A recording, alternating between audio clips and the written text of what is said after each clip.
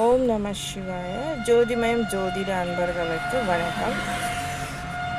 குரு பகவானுக்கு பரிகாரம் செய்பவர்கள் கவனத்திற்கு.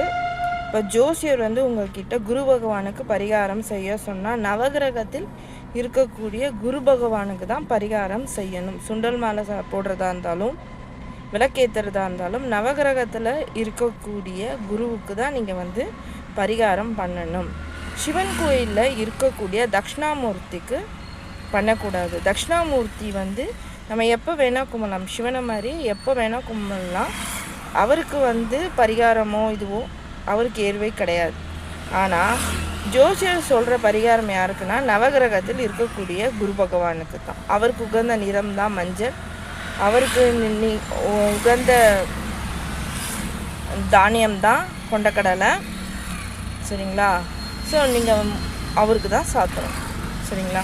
அப்போ தான் உங்களோட பரிகாரம் பூர்த்தி ஆகும். சரிங்களா? ஸோ நம்ம எதுக்காக பரிகாரம் பண்ணுறோம்? உங்கள் கட்டத்தில் குரு பகவான் சரியாக இல்லை அப்படின்னும் போது நவகிரகத்தில் குரு பகவானுக்கு தான் நம்ம பரிகாரம் பண்ணணும். சரிங்களா? சிவபெருமானை நம்ம எப்போ வேணால் கும்பிடலாம். தட்சிணாமூர்த்தி சிவனோட அவதாரம். சரிங்களா? அவரை கும்பிட்டாலும் படிப்பு வேலை எல்லாம் கிடைக்கும்.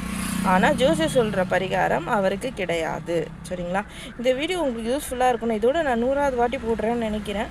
பட் ஸ்டில் நான் பார்க்குற கோவில்கள்லேயே பார்த்தீங்கன்னா தட்சிணாமூர்த்திக்கு கொண்டக்கடலை மாலை போடுறீங்க. தட்சிணாமூர்த்திக்கு கொண்டக்கடலை மாலை போடுறது அவ்வளோ சிறப்பு கிடையாது. அப்புறமா நான் பரிகாரம் பண்ணிட்டேன் அப்படின்னு சொல்லிட்டு நடக்கவே இல்லைன்றதெல்லாம் ஃபீல் பண்ணாதீங்க. தயவு செஞ்சு செய்யக்கூடிய பரிகாரம் யாருக்கு சொல்கிறாங்களோ அவங்களுக்கு பண்ணுங்கள். ஓம் நம சிவாய்.